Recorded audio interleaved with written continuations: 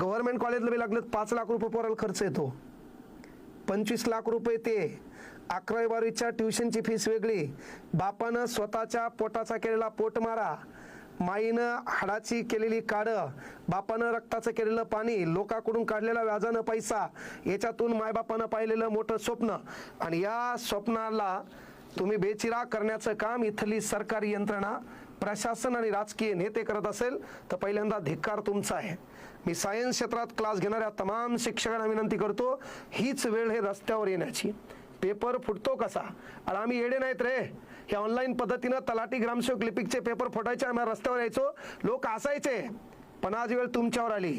आणि सरकारमध्ये एक गोष्ट लक्षात घ्या, एका वाघानं शिकार करताना 10-12 बकऱ्या होत्या, एकील मारले, 13 जणी हसत होत्या.